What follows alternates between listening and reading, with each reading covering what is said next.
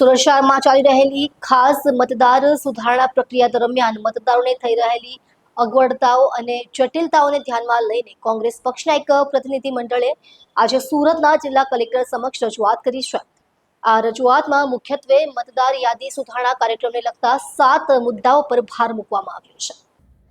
સુરત શહેર કોંગ્રેસ પ્રમુખ વિપુલ ઉધનાવાલાએ કહ્યું કે ચૂંટણી પંચ દ્વારા કેટલીક પ્રક્રિયાઓ અને માર્ગદર્શનો સ્પષ્ટ ન હોવાથી મતદારોમાં ગેરસમજ ફેલાઈ રહી છે।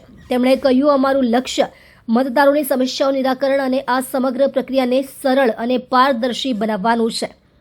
એક સોસાયટી અથવા ઘરમાં રહેતા મતદારોના મતદાન કેન્દ્રો જુદા જુદા હોવાથી તેમને SIR પ્રક્રિયા દરમિયાન મોટી અગવડતા અનુભવાઈ રહી છે। આવા પરિવારો માટે રાહતકારી વ્યવસ્થા કરવાની માંગ કરવામાં આવી છે। વર્ષ 2002 પહેલા નોંધાયેલા અનેક મતદારોને તેમના સુધારણા ફોર્મ પ્રાપ્ત થયા નથી। આ મતદારોને તેમનો મતાધિકાર સુનિશ્ચિત કરવા માટે શું કરવું જોઈએ તે સંબંધિત સ્પષ્ટ માર્ગદર્શનનો અભાવ છે, જેથી મતાધિકાર છીનવાઈ જવાની ચિંતા પ્રસરી રહી છે। વર્ષ 2002 પછી લગ્ન થયેલા અથવા રહેઠાણ બદલ્યા હોય તેવા મતદારોના ફોર્મ જૂના સરનામાએ જ મળી રહ્યા છે અથવા નવા સરનામાએ પહોંચતા જ નથી। આવા કિસ્સાઓમાં સરનામા સુધારો કરવા માટેની વિશેષ વ્યવસ્થા કરવાની જરૂર છે। ભૂતકાળની SIR પ્રક્રિયાઓ દરમિયાન મતદારોના નામ, અટક અને સરનામામાં થયેલી જોડણીની ભૂલોએ મોટી સમસ્યા ઊભી કરી છે।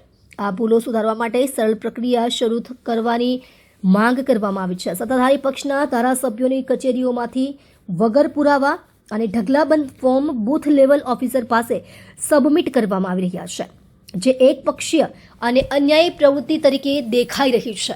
આવી કાર્યવાહી પર તાત્કાલિક અંકુશ લગાવવા અને આ રીતે સબમિટ થયેલા ફોર્મ રદ કરવાની માંગ કરવામાં આવી છે।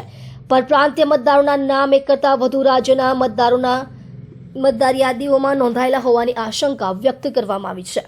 આવા મતદારોની સંમતિથી એક જ સ્થળે નામ રહે અને બાકીના સ્થળોએથી નામ કાઢી નાખવાની પારદર્શી પ્રક્રિયા સ્થાપિત કરવાની જરૂર છે।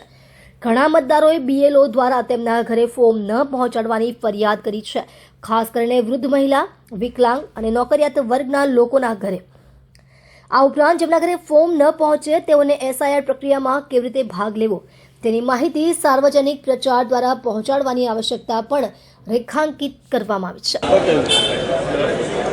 આજે બંધારણ દિવસ છે અને ભારત દેશનું ચૂંટણી પંચ અને ભારત દેશની સરકાર જે રીતે લોકોના મત અધિકાર સાથે ચેડા કરી રહ્યા છે તેઓની સામે આજે અમે ચૂંટણી પંચ સુરત શહેર ચૂંટણી કમિશનરને મળવા આવ્યા છે અને છેલ્લા 20 દિવસની અંદર જે રીતે કામગીરી થઈ છે એમાં 50% કામગીરી થઈ, યાની 50% લોકોના મત માટેના ફોર્મ ભરાયા છે, 50%ના લોકો બાકી છે।